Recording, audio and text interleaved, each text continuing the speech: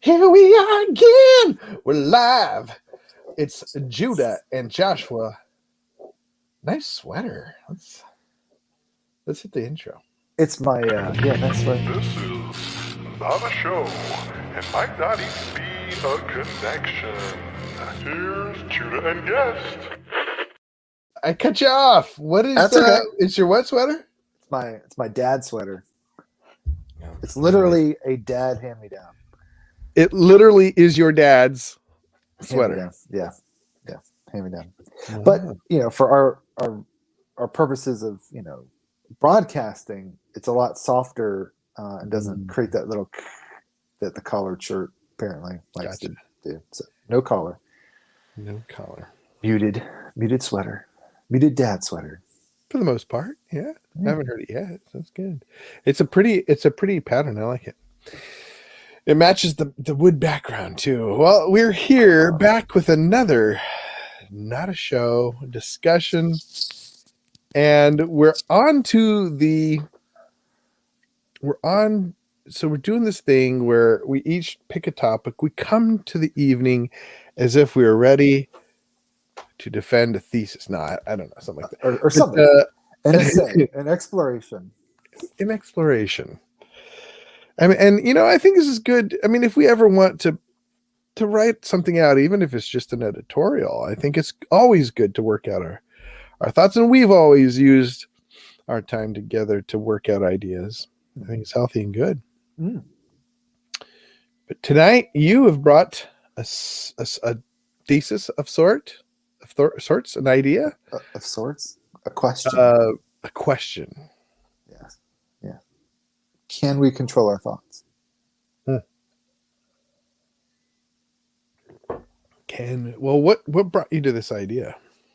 Well, I work in thoughts, so I work in thoughts. I work in thoughtland, so I know I lean heavily on modern cognitive science and psychotherapeutic practice, as far as like counseling approaches, and thought life. The effects of our thoughts, the contents of our thoughts, are certainly a big part of the Christian life. Absolutely. So, this question of, can we control our thoughts? And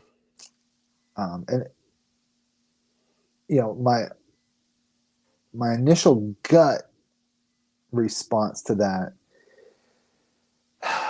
tends to be, and it really hinges off, what do we mean by the word control first? So without even getting into what are thoughts. Most of the time when I've been in conversations with people about thoughts that they find distressing, discomforting, thoughts that are maladaptive, that undermine their health overall. But I tend to just simply say, well, there's very limited control over our thoughts, almost to the point of no. But it all really hinges on, what do you mean by control? By what? By control? Yeah. What do we mean by control? The more frustrating answer is yes and no. Well, that's the first place my mind went to, was not necessarily what is the definition of control, but in trying to define control for myself, I started to think about, well, what can we control? Mm-hmm. And then I thought, I don't think we can control anything. I suppose a deterministic point of view, that's ultimately where you land. And I think sometimes there is something to be said for at least giving a little bit of a head nod to the more well thought out deterministic viewpoints. But not even from a determinist. Well, maybe from because you're talking about an outside force that controls things beyond our control. Well, ultimately, if I say I have no control, then I open myself up to no freedom, and it's entirely determined by outside forces. Or, if you don't believe in outside forces, you could believe. You might be able to. I think I could make the case for a complete lack, like that the actual word control is just a construct of our imagination. Well, and it has some utility. And I think, again, it just depends on how we use it. Like, I had control of the vehicle. I lost control of the vehicle. Mm-hmm. Hey, man, get control of yourself. Well, here's the thing: is that to me, it goes back to what we were talking about. Can we have? Last week we talked about having certainty. Mm-hmm. I don't believe we can have certainty about anything. In the same way, I don't believe we can have control over anything. I think we can have degrees. So we can have a degree of control, mm-hmm. but we cannot determine, as humans especially, we cannot predetermine anything. Absolutely. Say more. Of what do you mean by what humans cannot predetermine anything? Like, we can't make anything happen absolutely. Okay. Well, are absolute control or absolute power or absolute force? Well, and see, here's another thing I was thinking about. It made me think about, like, I've talked about it on this podcast before, but before we move on, before we continue on that thought, Jay Nass is watching. Hey, Jay. Let's see. Someone gave us, Jay also gave us a thumbs up. He said, I know I can't control my thoughts of Judah. They just keep coming. I can't hold them back. So I'm working on this idea. It's an old idea, I think, but to me it's sort of new, and that is the idea that we're never that the only assertion of is that right? Assertion, like the only control, the only engagement we have with reality is through memory, and memory is reactive rather than in the moment. So every moment is a moment that has passed, and every decision is a decision based on memory. And so that you take away someone's memory and they are in complete, there is absolutely no ability to engage with reality.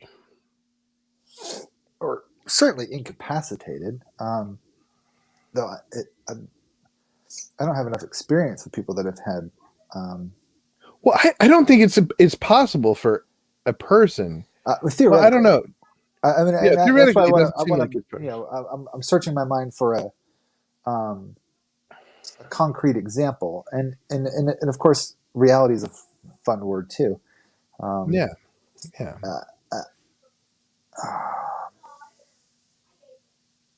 But like a goldfish, they've done experiments to show that goldfish is goldfish are goldfish are have no memory and are pretty content with life because they don't have memory from, or I think maybe Jay can help us. He's a doctor. He'd know this sort of thing, but it's biology. I think humans have to have a certain level of memory, right? Well, I think it might be better to say my experience, and probably your experience, is that we have memories, right? And memories are thoughts. And we could, and I would be willing to even expand the notion of thought beyond simply language to include, or even broaden it to, not just cognitions, but even images, which are probably not strictly, they're not strictly thoughts, but often accompany thoughts.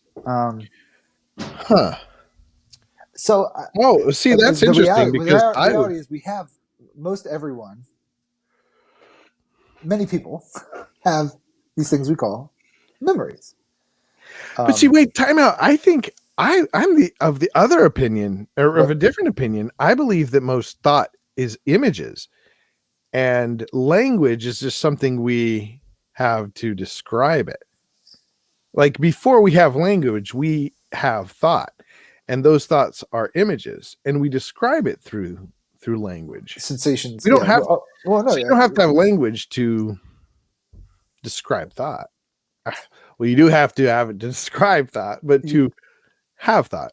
To have a thought, well, Yeah. or to have an image, right? Or to have a memory that's image based, Right. or even to have a memory that's image and sensation based, Yeah. like feelings and emotions that accompany that image.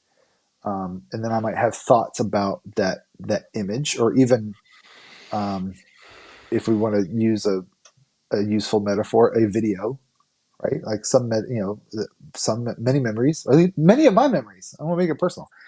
Are moving pictures, so to speak. Mhm. Oh yeah, Um, yeah.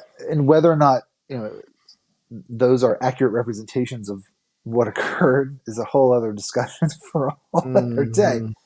But we have them, Yeah. um, and those are actually, I think, an instance that of where I think we have limited control, um, as far We as have like, limited control over our memories, or but more control over our active thought. well, I can introduce an active thought, right? Hmm. Into my mind, I can introduce an active thought. However, my mind is continually bombarded by all kinds of seemingly random and virtually automatic thoughts, um, as well as seemingly random and virtually automatic memories.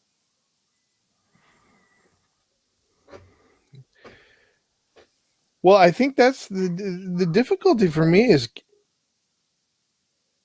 we can control a thought as much as we can control a rabbit, or well, let's just say like a dog on a leash, right? Well, We can control it. We can keep it within certain parameters, sure.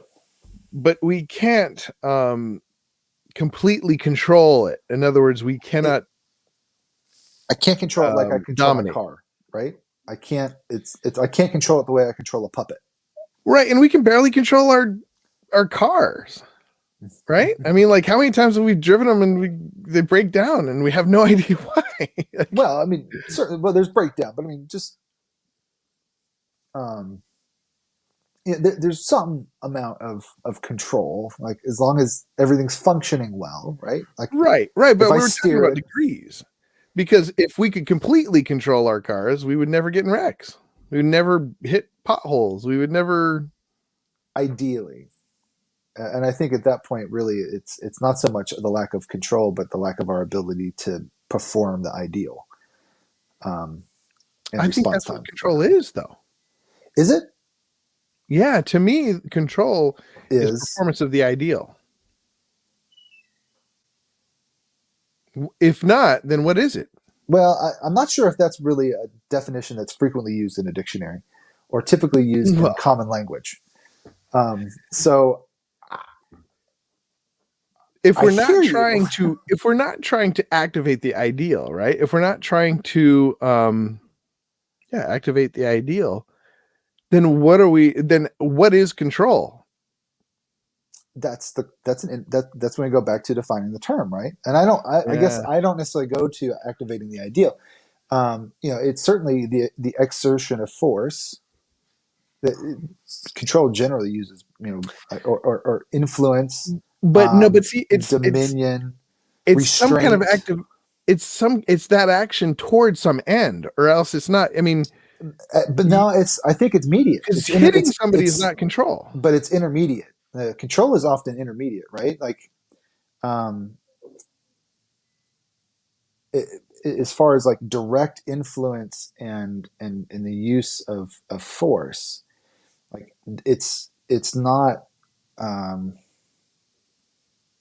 I'm trying to think of a use of the word control that's that's absolute as far as like the whole um, function. Um, because I mean, control for me, like when I drive, is just simply my ability to steer the vehicle. That's proximate to an ultimate goal of getting to where I want to go.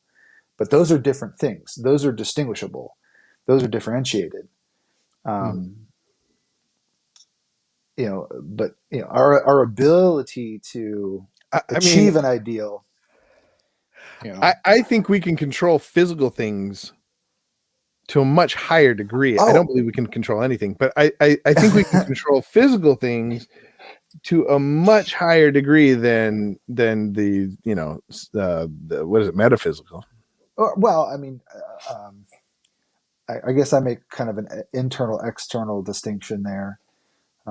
Things outside of our bodies work by a certain set of rules Mm-hmm. and laws, and things inside of our bodies, emotions, thoughts, impulses, whatever, they work on their own logic, but that those rules, oddly enough, tend to be different than those outside of our bodies, and that distinction I've found is really important for people to understand, because oftentimes we're trying to use problem solving strategies that work outside of our bodies Mm, that don't very really good. work inside of our bodies.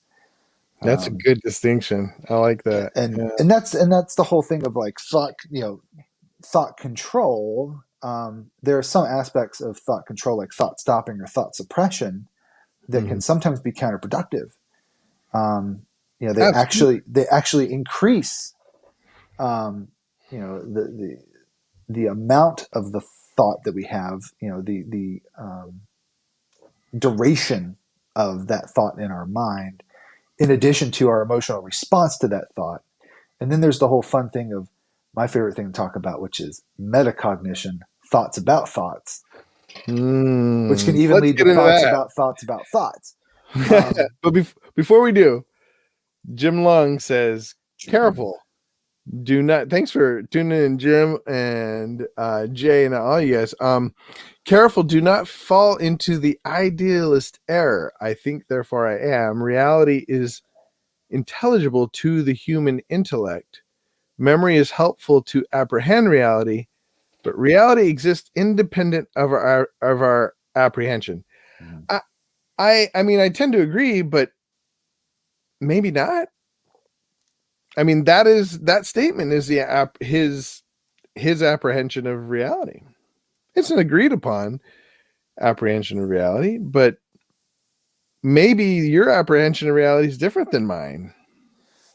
yeah, but I think that's Jim's whole point, is that apprehension has nothing to do with the reality of reality, and that's an a priori statement in the I sense mean, that we how we would we can't even prove know? it, but it's a classic axiom, right? Yeah, Like it's an unprovable axiom, concept priori. but Yeah. but you base everything on it, um, because the consequences of not accepting that as an axiom can be, well, catastrophic. Catastrophic. He also says memory. So example, memory and symbols. Memories bind up. Oh no, I'm sorry. Symbols bind up reality. I don't know what that means. Maybe Hmm. control. Self-control is one of the gifts of the spirit. I mean that's hard to argue with. Philippians 2:5. Yeah, I mean that's a good point. But It is certainly that is. is that us controlling it? Gift of the spirit. Well, I mean that gives a whole other level of the topic, which is, when we're talking about gifts of the spirit, there's a third, there's a there are other parties involved here. Yes. Um, Wow. That gets into another discussion because I mean, getting into the idea or the definition of control. Um, is when we talk about control, is it us are we talking about, or is it the result that we're talking about, right? Is it Um, is it the agent of control that we're talking about, or is control just solely that something is the result, something is controlled?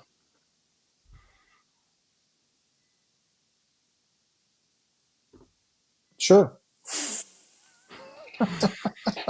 Because but what if we accidentally control something? Like, that's possible, right? You accidentally control something, like, for example, thoughts. You can accidentally or accidentally is not the word, but incidentally control your thoughts, right? You don't have to be intentional. it, sure, you may not have to necessarily be an active and willing party to exert some influence, some restraint, some force or power over one's thoughts. Um, I would agree with that statement. I think there's certainly I can think of a couple of ways that um, that by making an active decision to do certain things, one can incidentally exert some control over one's thoughts. Um, yeah, But what were you saying about the meta cognition, right? The metacognition, thoughts about thoughts. thoughts about thoughts. Well, and that's the thing. Like, so even proposing this question of like, can we control our thoughts? Yes, Hmm. no, maybe, both and. We do have to struggle with what does it mean to control something, Hmm.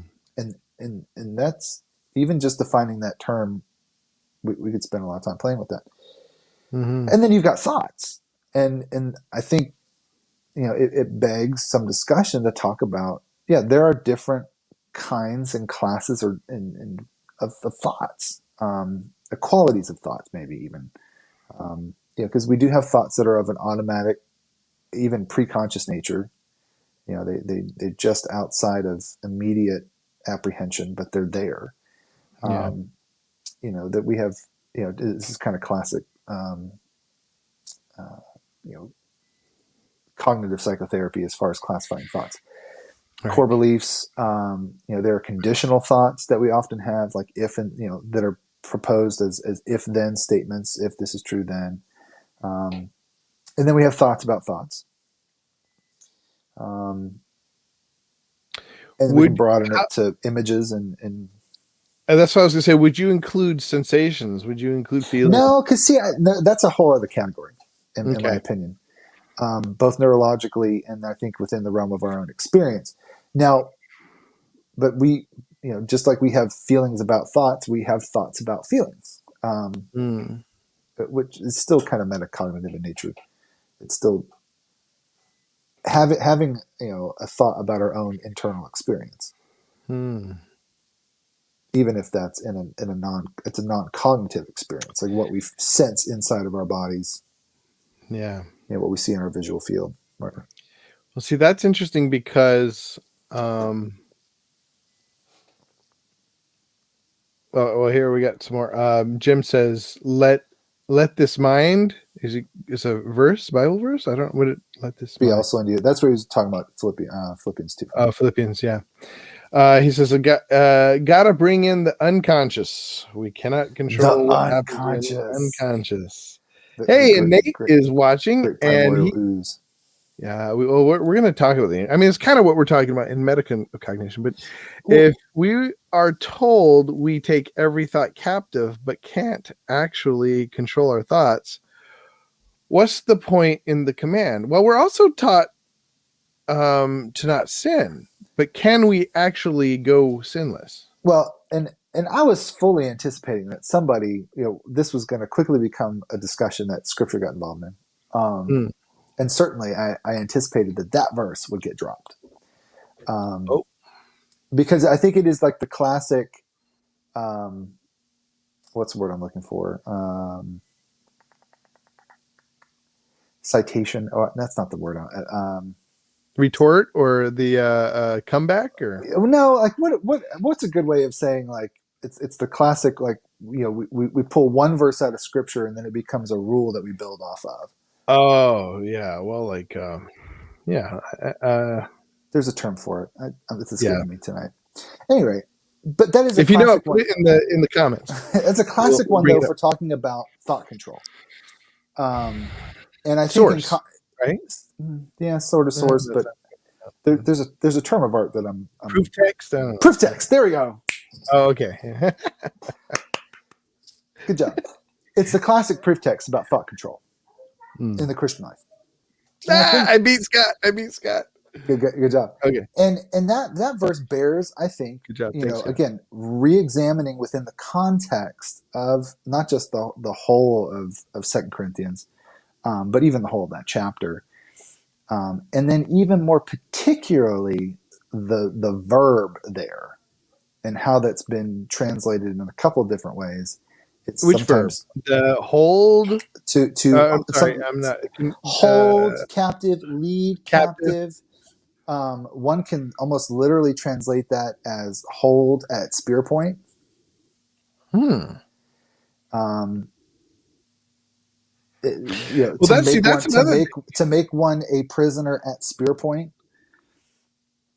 So I mean, this is an but see, that's the thing. Like, that's an exertion of force. That Well, it does go to the idea of like what control is, because like I can imprison somebody, but that doesn't mean I can make them do what I want them to do. Or it doesn't make them go away. Ooh. And that's a frequent thing I think in counseling and therapy that comes up is I just don't want this thought to be here. I don't know how to handle this thought. Right? It's a different thing if I can put the thought in the corner, right? If I can put the thought in timeout, that's a whole different thing than the thought running around the room. The thought's still there. I'm still aware the thought's still there. The thought isn't gone, but my relationship with the thought has changed. The function of the thought has changed. The consequences of the thought could change. In other words, the thought still exists. Holding something captive, holding our thoughts captive, you're making a distinction between holding our thoughts captive and controlling our thoughts. Well, and control, I think, sometimes leads to like thoughts about using the terms like dominion or even to extinguish, suppress.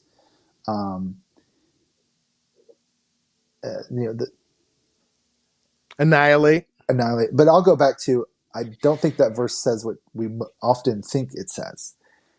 But even if we'll just use it as a useful proof text about how we handle our thoughts, I mean, I think even just concentrating on what it's saying, it can be useful. And sometimes that verse, I've heard from some people, it gets used in a way that I don't think does the epistle justice, and I don't think it's useful. Like, well, you just need to take that thought captive. I'm like, okay, what does that mean? Like, I just need to take a switch to it, or like it just needs to go away. And that's not to say that we can't come into contact with certain thoughts and interrogate them, to question them, to rebut them, to give them a little punch in the nose, to be able to alter, mend, purify, correct. Like, those are options too. Well, okay. Well, I want to get into that, but first I want to engage with Jim. Says, if reality exists only in the context we are able to wrap our minds around it, then the subjectives are correct in holding that there is no objective truth. Well, I don't know.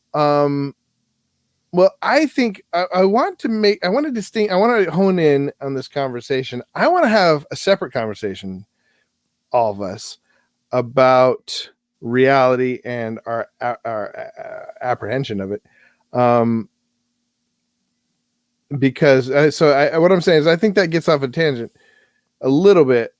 I do appreciate you bringing it up, Jim, and I do struggle with this. I do not put myself in a separate camp necessarily than the subjectives. I do believe much of reality is much of my experience to be subjective, and I believe in an object of truth because I believe in God. So, but I think we could talk about that in much more depth. I want to get to wax more philosophic. I want to talk more about thoughts. Different episode. And let's see. Nathan says, yes, thoughts come at us, but we are commanded not to let them take hold of us, right? Mm. Yeah. Now And that's a phrase I would wholeheartedly endorse. so I hear a little I hear a little Josh therapy coming on here. And I think this is great because I want to hear more about, because right, there is some mindfulness involved what we're talking about. And that's, I think I tend to want to go more to the philosophical side where Jim is at and talk more about reality and our apprehension of it and memory. But I think there is something here about thoughts per se. And there was something that came to my mind as you were talking. Oh, so to take our thoughts captive. I think I think what you're getting at, I hope what you're getting at, and what I tend to agree with, since I don't believe you can control anything, I really think control is sort of a a Western concept that's turned into a construct, but the idea of what is the word, taking something captive, like being able to put it somewhere, and I think that's where I'd like to go, is talking about like not just everything that happens is not just in the moment, right? We're able to prepare for things. Well, we can anticipate things, right? But that's still that's just speculation about the future in our heads. Just saying. Hey, humor me with something for a second, Judah, while you're talking about you don't believe in control. Can you raise your left arm for just a second? When? Like right now. Can you do that? Would you be willing to raise your left hand, like, and wave it? Yes, I can. Can you wave it for everyone at home so they can? Well, see? that would be you controlling it. No, I'm just asking if you would be willing to raise your left hand. But if I'm willing and you're asking me to, you're the one controlling my hand. I'm just asking. But theoretically, it's possible for you to control raise my your hand. I'm not forcing your hand. I'm inviting you. I'm inviting you to wave at everyone. Right, but left-handed. I didn't intentionally do that. Well, I guess I did intentionally do that, but you haven't done it. But meditate on that for a moment. You were saying about something. But see, here's the thing: is that to me, our Western idea of control has to do with, sure, I can raise my hand when I want to, but what about until I can't, right? Like, what about the time I go to raise my hand and it's asleep? Yeah, and we call that a loss of control. Yeah, we call that a loss of control, right? Well, but we're still talking about control.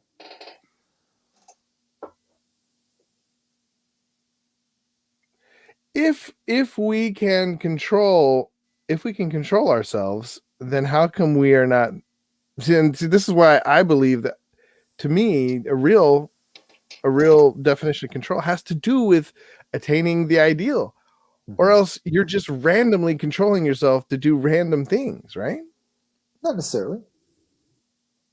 That's what I'm saying. I think it's just a part. It's a cog in a greater whole. Because I can control. Gun control. We'll use that as a fun example, right? So I mean, there's kind of a joke of like, well, yeah, I've got gun control. I know how to aim. But seriously, right? I mean, yeah. So again, we're kind of playing with words, which is always kind of, that's the way words are. You can play with them. But I mean, if I could truly control myself, I would control myself 100% of the time. But maybe you do. No, absolutely not. I wouldn't be this fat if I could control myself. But you are controlling yourself. I mean, no one. Am I? I can tell you this. Before we got on this, I don't even want to call it call. Well, before we got on the show, like no one held me down and stuffed the donut in my mouth. The last True. time I checked, I was the one that did it. My muscles were the ones moving the donut in my mouth. True. However, I mean, the problem is that we are not the same person. So the idea that like, that we can't step into a stream twice, right? Like the idea that everything's constantly changing. You And can't step into the same stream twice, but you can certainly step into streams twice. And here's my fun question for you, though, Judah. What's the desire to absolve oneself of responsibility here? Well, I don't think, to me, the impetus isn't to absolve responsibility, but to get away from the idea that I am in control at all times. Like that I can, through, so that when people talk about magic, I think the evil magic, the thing that people really don't, that Christians really should be afraid of, is when it should be afraid of people that believe they can control everything or anything, really. Well, sure. We call that a delusion. Typically. Yeah. So, I mean, and that's the thing. Like if we put, obviously I can't see myself entirely on the spectrum. So in the camera, if we put it on a spectrum, you like spectrums. I like spectrums sometimes. Yeah. So absolute control, zero control. That's what I said. It's a spectrum. I didn't say I have zero control over myself. Okay. Well, maybe I did. But what I meant to say was, I don't believe in absolute control. Okay. Of anything. I believe in, just in the same way, I don't believe in absolute 100% certainty over anything. I believe in certitude, a degree, I believe in high degree. I believe enough in this chair to sit down in it. I can control myself enough to turn this computer on, to pick up this glass, to do things. Get on the Facebook. Yeah. Yeah. However, those are not the meaningful things that when we're talking about control. But isn't those like within the context of thoughts? I mean, it's not meaningful. It's not meaningful unless we're talking about some end, unless we're controlling towards some end. Well, we're always controlling towards some end. I think. No, I don't think so. I mean, now whether or not we can achieve that end is, I think, a different discussion. And I don't think that's a lack of control. Okay, well, and see, that's why I think it gets complicated, because ultimately, I don't believe we can control the end. We can control parts of it. I can lift this, I can do this, I can do this, and I can have faith that believes that the things that, if I do the things I'm supposed to do, it will lead a certain way. I think that's really conditioned on the action and the end itself. Like if my end is simply to lift my arm for the sake of lifting my arm, I can do that right now. Yeah. Done.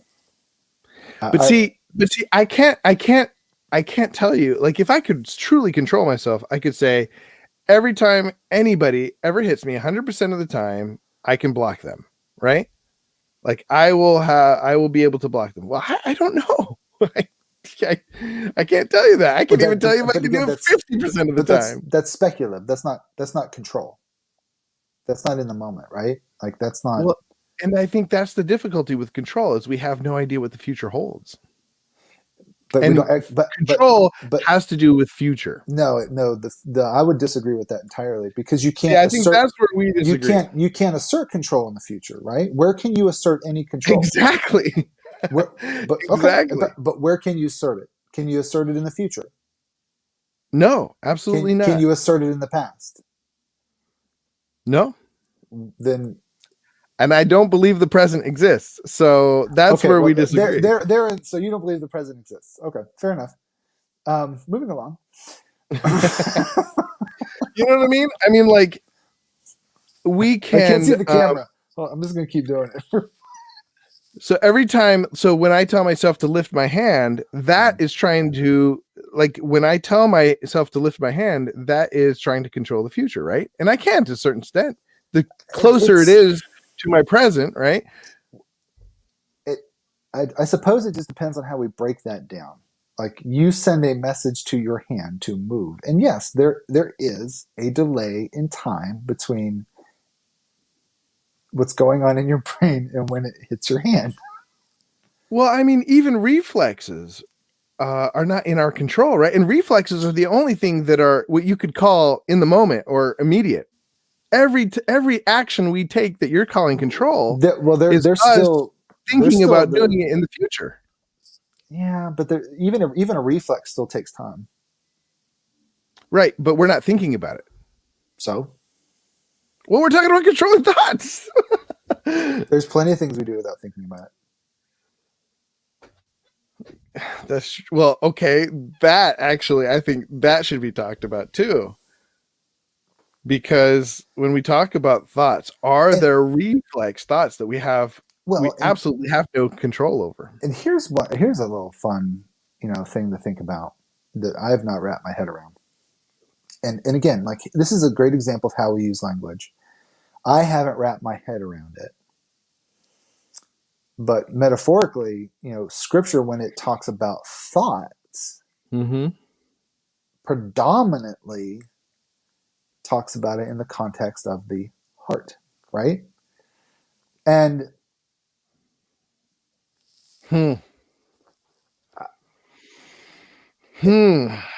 poetically, biologically, symbolically, it gives one pause. It should give us all pause to stop and go, huh. It could be that when the Bible is talking about is our will rather than these things, the firing of synapses. Maybe. I'm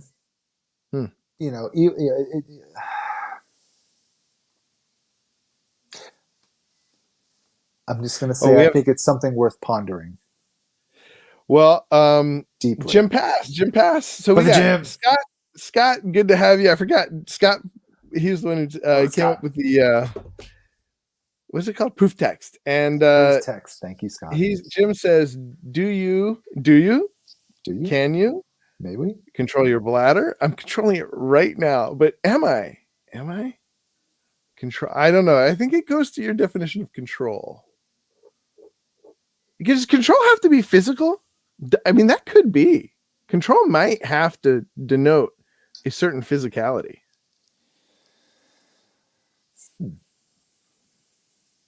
Well, okay. So while we're talking about thoughts and physicality in the mind, if we're controlling thoughts, do we control them physically? Question mark. I'm not even proposing an answer. Well, I'm just proposing a question. But I think to your point, yes, generally speaking, like especially outside of our bodies, control typically is going to be in reference to some physicality, right? Like I control the car. I'm in control of the car. It means I've got my hands on the steering wheel. But mental control. What happened to Jesus take the wheel, man? What about it? Did he ever let go? I was confused about that. When you're talking about controlling the car, Jesus take the wheel. Going through my head. That was sorry about that. Real quick, if you are not controlling yourself with what you eat, then who is? Well, and I think there is a good question there because why does somebody or some entity have to be controlling everything? I mean, are there things that just happen without control? When we talk about reflexes, when we talk about instinct, when we talk about anything in nature, I think when we talk about control, we're talking about humans. Well, certainly in this conversation, we're talking about humans. Yes. But I mean, you know what I mean? Like there is a lot that is not necessarily intellectual and civilized in our bodies and in our lives, right? That we do things in our lives that are uncontrolled, right? Well, that's a good question. or partially controlled, or there's Well, some. I could yeah. think of a See, few events that happen every I just don't. morning. That There's nothing. To there's a me, balance how between control yes, and not so much control. yeah, where it's like before you have your coffee type thing. Or maybe after I have my coffee, that kind of thing. Like there's Yeah, but breathing is the same way, right? I mean, like, yeah. it's something that if we're not focused on it, we do automatically, and we can control our breathing. So to that goes directly to this, Nathan. Breathing is not. I mean, it may be caused, but it's not. It's not something that I'm thinking about. And so, I guess that's what I get to when I talk about control. I really do think it has a lot to do with intent and outcome. Because our breathing's controlled, but we don't talk about, like right now I'm controlling my breathing. I was breathing controlled, but I was breathing well, but I wasn't controlling it. I was breathing, but I wasn't doing it with a certain level of intention. Right. That's a lot better what I said. Yeah, that's what you said. But thinking is the same way, right? I mean, like, thinking, it just goes on, right? Yeah. Until we assert some level of intention, some level of force or exertion or effort. Because it's possible to be, almost in a sense mindless, even though there are things going on in our mind, but we're not in control. I tell my clients and my my kids all the time. I say, "What are you thinking right now?" And inevitably they say nothing. Nothing. And I said, "Do you know that it's impossible to not think? Even when you say nothing, you're thinking about the fact that you're not thinking about anything. So therefore you're thinking of something. You are thinking, about something rather than nothing. But it's an interesting concept that we're constantly analyzing things. It's impossible to stop thinking. A dead person would stop thinking, right? And yet, to complicate matters, I recently found out there are people like my wife who don't have an internal dialogue. I read an article about it and my wife's like, "Yeah, that's me." What? You don't have an internal dialogue? Yeah, I think there's some areas that get interesting as far as a lack of, or a mute. Maybe I think a better way. I need to look into that a little bit more. As far as like maybe a muted. She says she doesn't rehearse things, and she's not talking to herself in her mind. And maybe I'm the only one in the world, but I'm constantly talking to myself and rehearsing things, and and I think that's why when you hear some people talk, some people will be completely weirded out when somebody's talking to themselves. I'm not weirded out. It's just like, it's what I do all the time in my own head. It's what we do all. I'm friends with the voices in my head. Well, I'm sorry. I'm good at derailing us, but real quick, Jim says it may be helpful to expand one's vocabulary regarding the mind and thinking. Is intuition thought? I think that's kind of what we're getting to here. Our fantasies thought. Weight problems. We're back to Augustine and the fact that we always choose according to our strongest desire. Well, that's also, I mean, that's derived from Socrates. I think it was Socrates who said, "We only do what we want."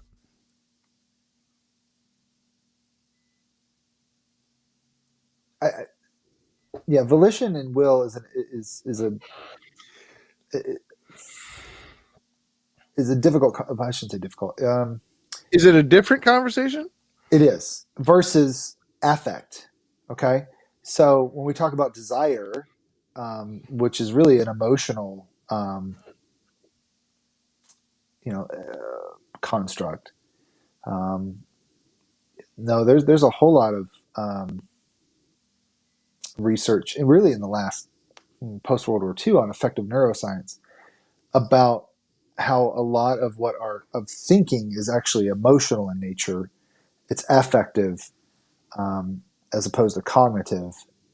Um, so I mean, there's some senses in which many of the church fathers, Augustine included, like a lot of things that neuroscience is like, woo, look what we found.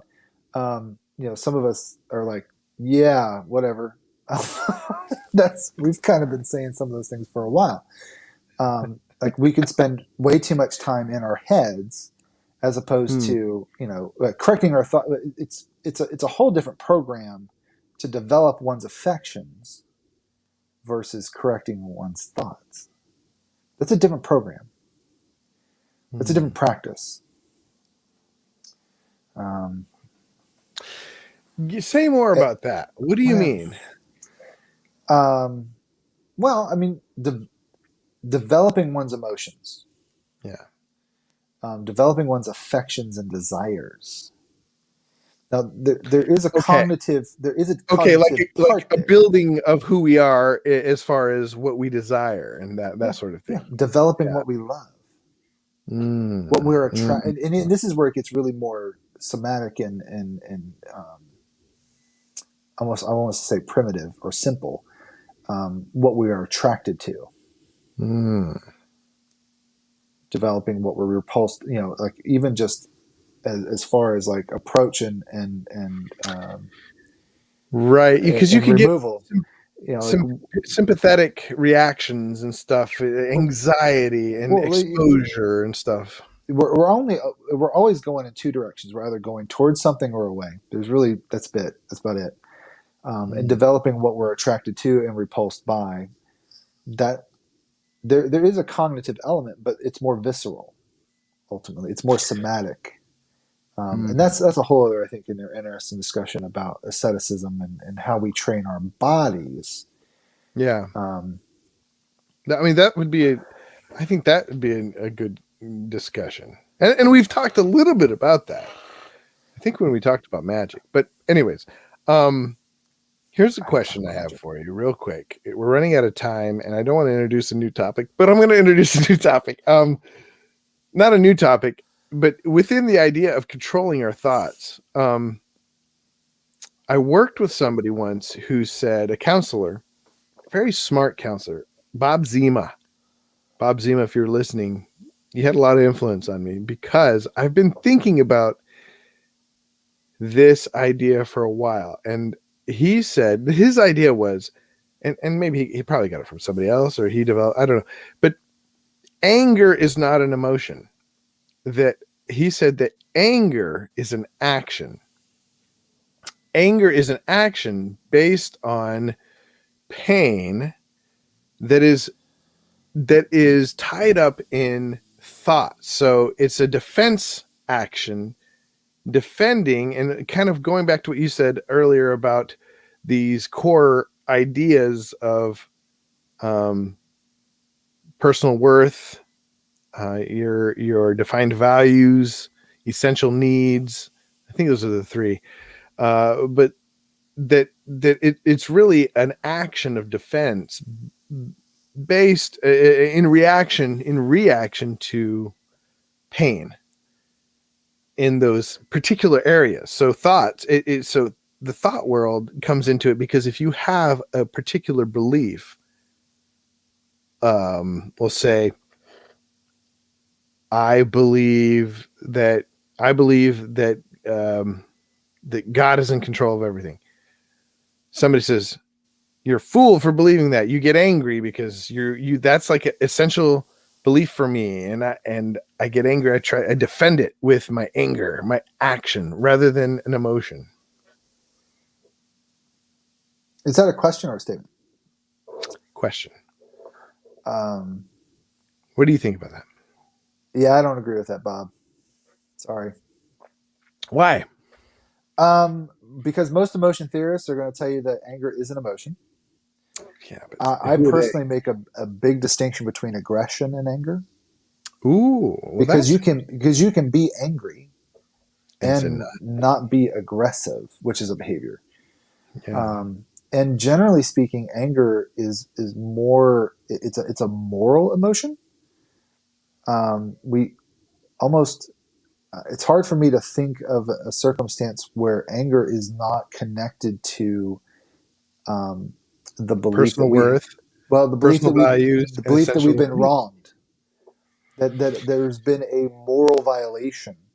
So that's the mm, thing. There is a place for righteous anger. Um, yeah. that's a valid. I mean, what often happens is we believe we've been wronged, and in reality, that's not the case. That's a misperception on our part as far as like, has there really been a moral transgression here? Probably not. On the rare occasion, the again, developing affections, developing emotions, like Mhm. ideally when there is a true transgression, a moral like a violation, like the response is anger. Mhm. Like the right The response appropriate is the response. appropriate response is to be angry. Angry. It doesn't mean that you've got to like tear the house down.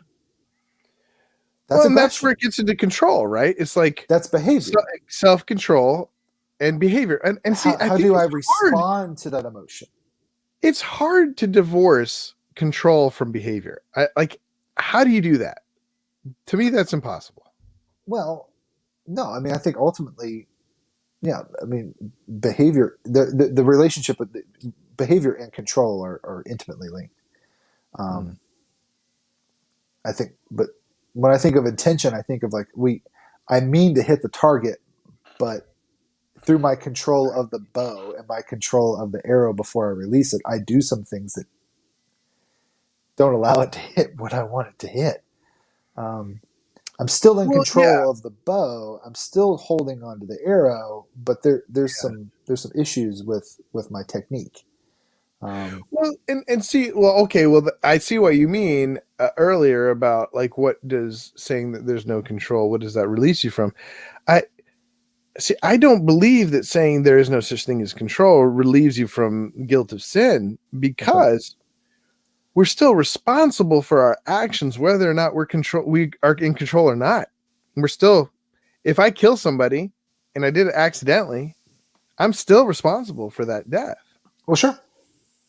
Uh, and and I think that's why, like, I guess control to me, it just too often do I see myself trying to control situations and thoughts when really going back to what you're, I think kind of, I think I don't think you'll disagree, but it goes more into instead of trying to force it to do something, instead of trying to raise my hand, um, I believe that more of life has to do with shaping.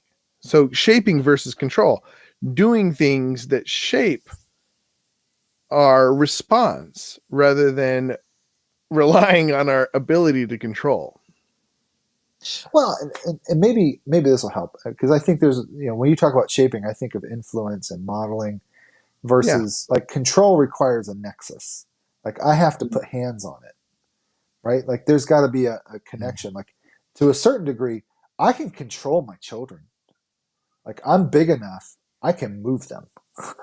Oh, like But again, I to a can pull certain them degree. right, right. So I mean, like I can pull them out of the street when they get in the street, but that's not the same thing as again shaping their behavior, influencing them, modeling for them, teaching them. Um, Yeah, because often what we forget to introduce into the equation is time. I can pull my kid out of the street if I'm there, you know, well, if sure, sure. if but control has to do with being at the right time in the right moment. Well, again, that goes back to a nexus and physicality. Like you obviously have to I be like the there. idea of a nexus. Yeah. Yeah, it's there. But and then going Time back and to like some place. of our old conversations about like what can I control? I mean, here's the dark side of having a mind is we can create a fantasy that Mhm. we can exert some force or influence over something in which we have no force and no influence. Wait, what do you And mean? well, I mean, that's the whole thing like behind the serenity prayer, right? Like, teach me the things over which I actually have control, not the things that I think I have control over, because I have no control over my wife. I have no control over my neighbor. I have no control over what goes on in Washington, D.C. But it's not outside of the realm of the world inside of my cranium to conceive the notion that I can do something that affects change. That's classic. I mean, that's OCD in a nutshell. Thought action fusion. That if I think it Thought affects something action fusion. yeah. Say it again. Thought Thought action fusion is what? If thought. Well, I I mean, interrupt you. going back to so obsessive compulsive disorder. Like, Mm. if I think certain things, then that's going to change reality. Or if I do certain rituals, it's going to change the way I that's going to change reality. So that's what It's thought action fusion. it's magical thinking. Yeah. Another way of saying it's sort of magical thinking, because we can speculate all kinds of things inside of our cranium or in our hearts. There we go. We can conceive many things in our hearts Yeah. that may not actually be. Can't Jim touch it. You Long got to touch it. Got to touch it. Speaking of touching, Jim Lung says, thanks for the interesting conversation. I think he's peacing out. It might be Peace out, getting a little Jim. late. And we have gone an hour. I appreciate this discussion. I feel like we could take a couple of sessions and talk about this, right? Like, We could talk about thoughts. well, the thing we didn't get into is the being able to corral thoughts. And maybe we can talk a little bit about this. Is like, though I don't believe we can control thoughts, I do think we can. So maybe going back to the holding thoughts captive, there is an aspect of who we are when we add the ingredient of time, that we can build structures in who we are to fit thoughts. We may not be able to control what thoughts come up, but that they fit within a certain construct of who we are. So we can either say, hey, yeah, that's me, indulge, or we can say, that's not me, and move on and see it for what it is, maybe, or is not. Isn't that what mindfulness is more about? Is being able to look at our thoughts and place them? Depends on who you ask. Well, I'm asking you. No, I think it can. No, I mean, and again, that term mindfulness is a loaded gun. Yeah. Okay. Yeah. But so, I mean, no, I mean, to focus our powers of attention on a particular thought, in a particular way, can change how we respond to that thought, and how that thought has influence over us. So yeah. Well, so that's interesting, because that makes me think about our ability. Oh, I lost a thought. What was I thinking? Our ability to be able to I can't, it's gone. Oh well. It came, Maybe. it went, and then it came and went again. So that's a thought I can't control, right? Like, wow. Apparently, yeah. So I mean, that's the thing. When you asked, like, well, what are we going to talk about? I was like, no, we can't control our thoughts. And I started thinking through it some more, and I was like, no, there are some kinds of thoughts, types of thoughts, that bear that are great. We can get a hold of them, and there are others that are trickier to do that, and certainly things that are in the unconscious. That's kind of like a given, like in preconscious thought. That's outside of general control. And then there are some thoughts that aren't worth trying to take control over, in my opinion. Okay, they're say what better do you? off. I think there's something in that you want to say, or I want to say. If you don't, what do you Sure. mean by that? Well, I think there's certain thoughts that just need to be put in the corner. Like How do you you don't put a necessarily. thought in the corner? Like, what does that even mean? Oh, Well, I mean, I think it's an example of holding a thought captive. Um, okay.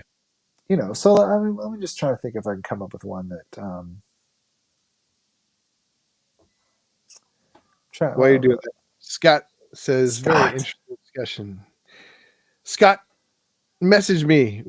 I want to. We gotta message me. Give me times you're available. Okay. I just think that with the ingredient of time, there are certain thoughts that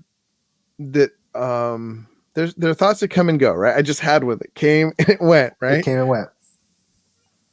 But there are thoughts that persist, good Hmm. and bad, and we Sure. can do something. So, like with Yes. the So ingredient of beliefs. time, what? Go Yeah. ahead. Yeah. Beliefs. I mean, I think like Beliefs. beliefs about ourselves, about the world, about others. Oh, absolutely. And what you're referring to, and I think it's a good term, structure. Some people might use like a term schema. Um, Yeah, of how these beliefs kind of connect with one where another. they fit. Yeah, Yeah, and some beliefs are rather um, they're not impervious. I mean, um, what's what I'm looking for here? They are subject to change, and some are a little bit more impervious to change. Um, absolutely. and time Ooh, and experience does that's a what. lot Well, for that's what. them. Maybe that's what we're talking about next. I have to think about it. But beliefs is. I mean, we could go deep into that. Like, Everyone's got them. well, does everyone have beliefs? I think so. I believe they do. And belief is a great word as far as like when you're using a term like certitude. Yeah. um, Hmm. because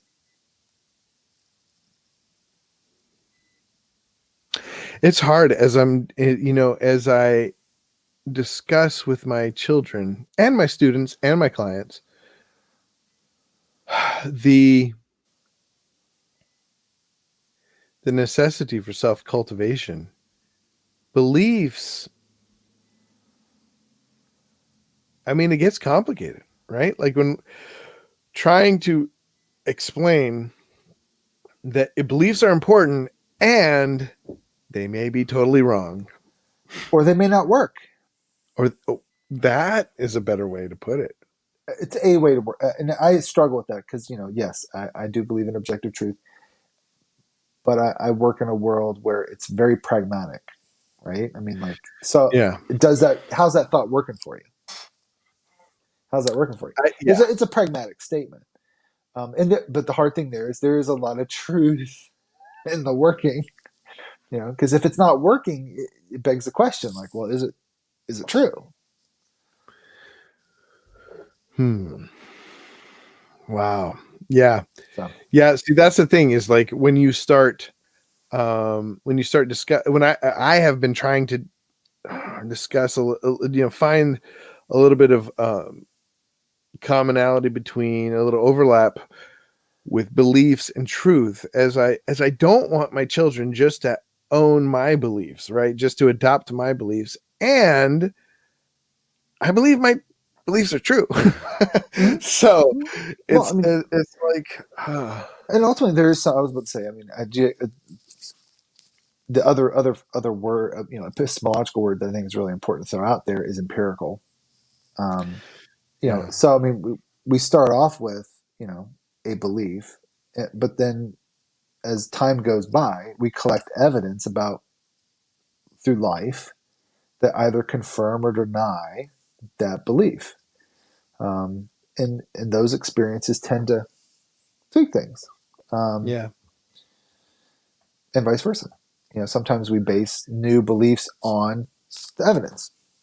Right. And I do think it's hard because when I start thinking and talking to my kids or anybody about these philosophical or theological or psychological concepts, we have to. What do you say? The nexus. We have to place them in a nexus in You got which to make we're not. contact, right? Like you got to touch it. I mean, it's like most theological knowledge. I just come down to taste and see that the Lord is good. Hmm, If you're not tasting and seeing, then most of our speculative notions are pretty useless and sometimes damning. Um, yeah, I think it's good. That's a good place to move on as we please. Uh, if you're listening to this now or later, leave a thought in the comment section below. If you're listening on YouTube take or control. Facebook. Leave a thought. Oh wow, we got. Do you remember Michael Upton? Michael Upton. He went to school Michael with us. He Upton. said, "You are responsible for your kids to discern truth." Me? You are just. You are It's on you, responsible Judah. for your kids to discern truth, which means not agreeing with you about everything. But if you don't tell them what you believe is truth, then you are doing an even greater disservice. Hmm. That's interesting. Let me pick that apart a little. I mean, not pick the bit, but understand it. You are so. Let's say right? We are responsible for our kids to discern truth, which means not agreeing with us about everything. But if we don't tell them what we believe is truth, then we're doing a disservice. Yeah. I mean, we have to start with a basis, and we can't start anywhere but where we are already, right? Thank you, Huh. Michael. Appreciate Yeah. you watching. That's a good input. We can't just start with, hey, go out there and whatever you find, bye, right? That's probably not a good way to learn discernment. Um,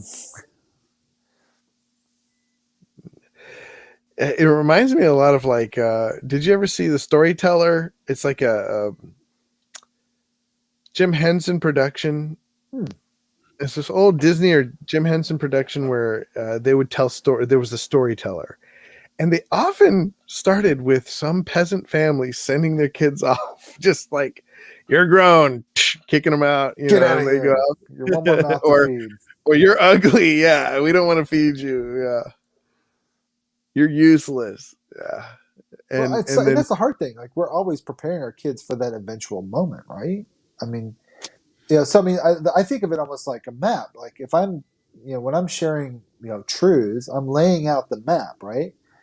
yeah, But ultimately, they have to learn map reading, and they have to learn that like the map isn't exhaustive either. Like the right, map doesn't show you everything that's there. There's more things there that yeah, you have to find and fill in the gaps in the map. Um, and maybe what I told you was there isn't actually what you found there. Maybe it's a little different. You have to correct the map. Yeah. yeah, But if they start with no map and no map reading skills, no cartography skills, then yeah, I mean we're absolutely kids. It's doing our children a huge disservice because yeah, we are going to eventually kick them out, or they're going to leave us probably. They're going to. It's more they leave us. I figure. he says, and teach them what schools of map making exist and why. Well, Yeah, yeah. There there's a lot of exactly. schools of map There are making. a lot of schools of map making. Yeah, Map making. map making. Say that three Yeah. times fast. Internet feed breaking up. Jim Pass. Oh, see you later, See you, Jim. Jim. Well, maybe we're seeing you. Maybe you're watching this later, and we're saying hi. But thank you, Michael, and thank you, Jim Lung and Jim Pass and Scott and Jay and Jay. everybody who tuned in. Brianna was watching. She at some point she gave us a thumbs up, Brianna, and hopefully we're not. I mean, I'm glad we're not just talking to ourselves. I'm glad there's other people tuning in. But I would just do this. It was just us two. Didn't we just talk earlier that we're okay with talking with ourselves? Oh, Michael Upton gave us a heart. Thank you, brother. Man, he gave us a comment and a heart. You are in our hearts. It's a bro heart. All right. Well, it'll be my turn next week to come up with a title Topic, and we'll kick it around. topic. We'll kick it. So it is so far. It is interesting that you come up with very specific things. I come up with very broad ideas. No. and I even try to broaden them out when you make them so specific. I don't know. What is that about me? All right. Well, save that for next time. Good night, everybody. And thank you for tuning in. We will see you again next Wednesday if the creek don't rise. And the Lord is willing. Mm.